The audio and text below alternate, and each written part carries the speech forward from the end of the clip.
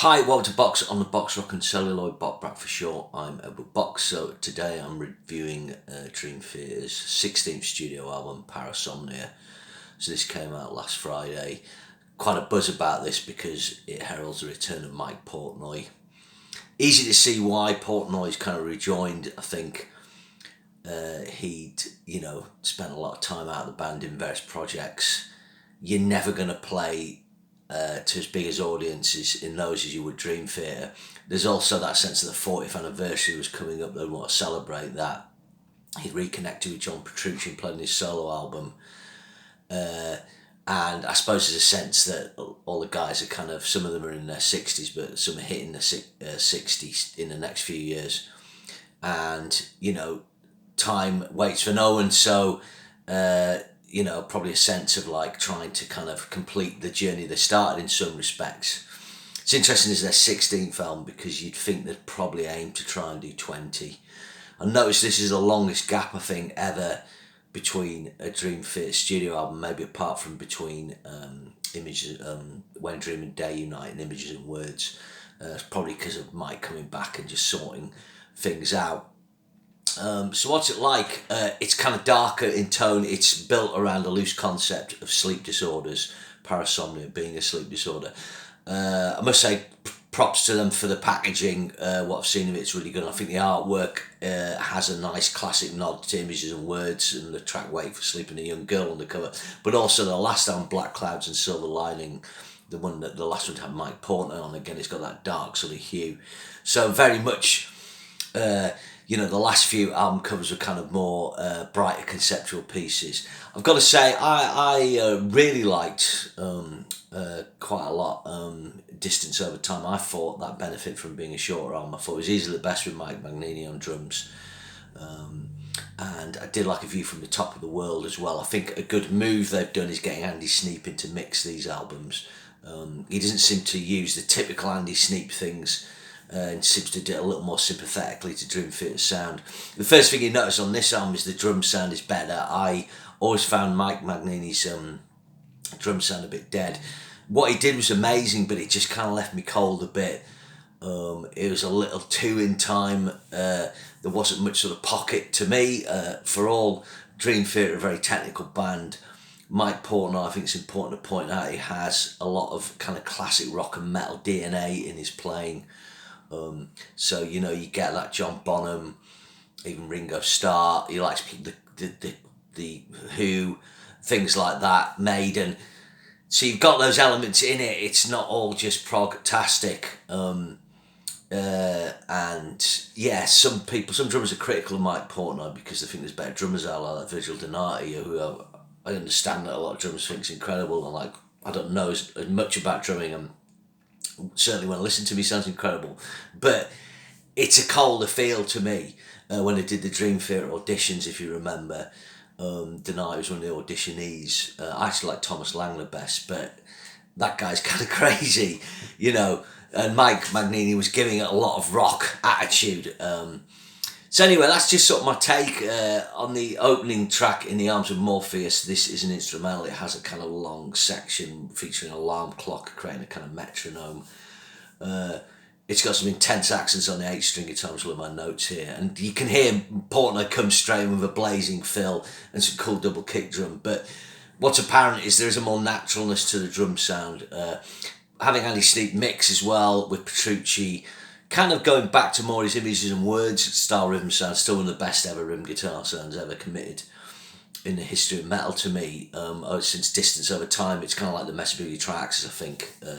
Maybe he's using Axe Effects as well. I don't know. But anyway, it's a lot of clarity there, and like the guitar sounds really big, but it's kind of squashed enough so it's not firing everywhere. And John Mann's bass sound's been a lot better in the last few albums, so that's good. This track's sound, you'll notice the clarity on the guitars as well. He hits a high, the B and the high E, and it just really zings. But I would say, did it need this track? It's called an intro. But I was reading online, a friend of mine was sort of saying, maybe it's just for the intro for the gigs. Anyway, then it goes in the first track, Proper Night Terror. This track's grown on me. since I first heard it. This has got lyrics by Petrucci, This was the kind of comeback track. And it's got all the Dream Theater hallmarks. It's got some really chunky riffing, very evil gothic riff. Cool time change in the middle, great Petrucci solo. There's kind of two of them, I think. Like I said before, the bass sounds better. James LeBray's vocals are good as well. I think in the time since Images and Words, theatre have sort of got away more from like purer melodies like you got on Pull Me Under, or certainly Another Day or Under a Glass Moon. And that's what I kind of miss. They're a little kind of darker the melodies, or when they go major, very happy. But this is a cool track. I really like it. A Broken Man, the next track, I like, but I don't really like the jazz-y middle section. This is, to me, been a kind of Achilles heel with Dream Theater. And again, this is my personal opinion, and others will vehemently disagree with me and probably might have a pile on. But sometimes they do these kind of crazy things, particularly since Jordan Rudess came in.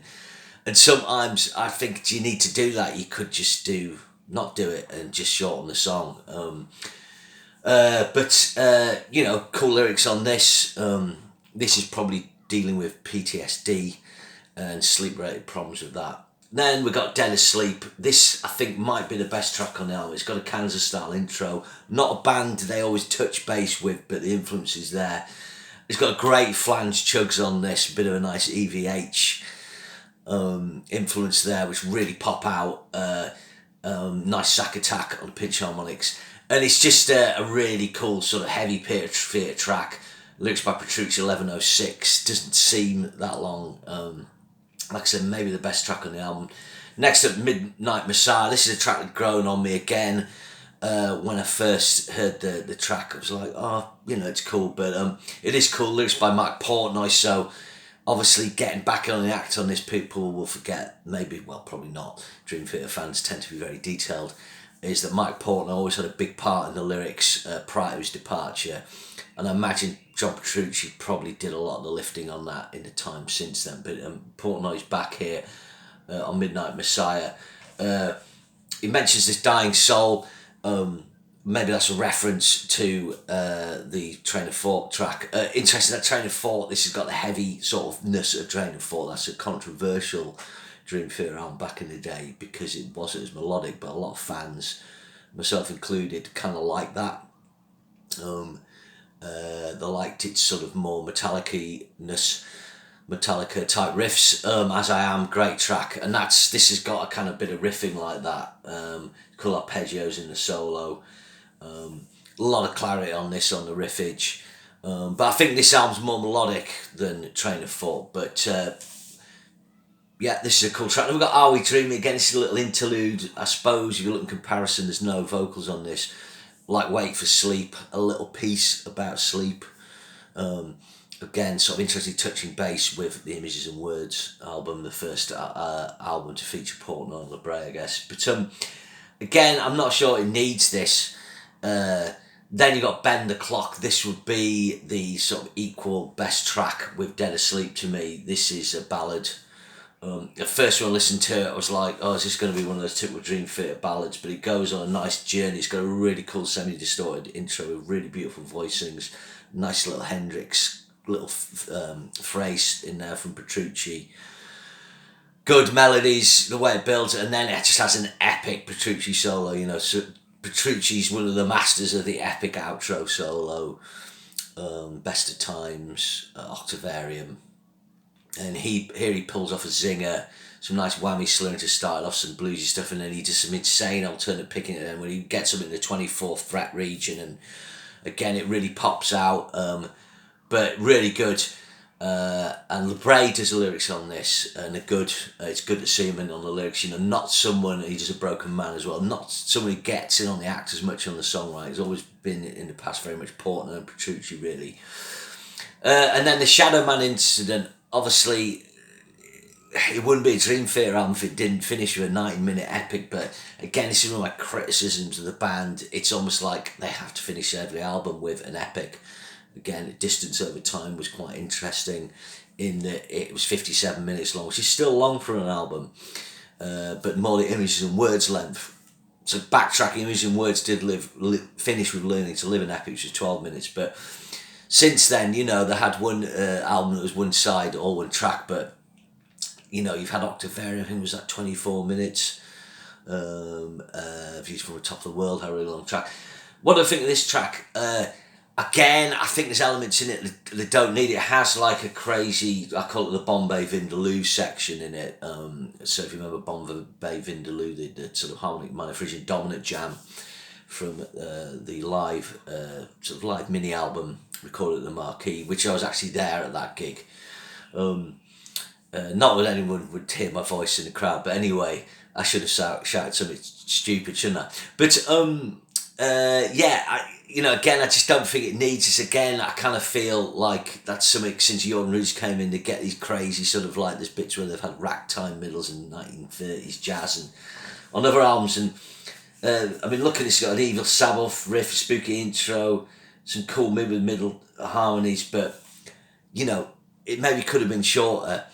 I do think, do we need In the Arms of Morpheus and Are We Dreaming? Could the sort of intro to In the Arms of Morpheus with a clock be the intro to Night Terror? And Are We Dreaming? I don't think it adds much. It would have shortened the album, and that would have had 6 tracks, and that would have put it in sync with Black Clouds and Silver Lining, but maybe the band decided against that. I think there's better to come from the return of Portnoy. I don't like this as much as Distance Over Time. I think I maybe prefer View from the Top of the World. The first couple of Mike Magnini albums, and the Astonish were all right, and the Astonishing, we'll just forget about that. But it's better having Portnoy back. There's a better feel with the drums. There's a better drum sound. The production and mix is really good. I think, like I said, it'd be surprised if this band doesn't attempt, health permitting, to kind of do 20 albums and sticking to the rule of an album every 2 to 3 years. I would say in the next 10 to 12 years they would accomplish that, by which time, they'll be Portnoy and people like that will be about 65, LeBray will be 70, and Jordan Rudess will be well into his 70s, touching wood, the health. But I think there's better to come. I'll give this album a 7 out of 10. Others, will disagree. They will say, oh, it's amazing. It seems to be quite a cool buzz about it, but it's just my take. But I should probably be open about this. After sort of Awake, I kind of went away from the theatre and I've never fully come back. I've always liked certain songs, certain albums. I've never fully got on board with any one album. But they're always going to do great tracks. There's always going to be great musical moments. And this album is no different from that. The breadth of their body of work means that there's always going to be tracks and moments that pop out. I'd say, since that period I'm talking about, there's only really The Astonishing where I just couldn't get away with it. Okay, so that's my review of that, and I'll see you again soon. And remember to share and subscribe. Thanks very much.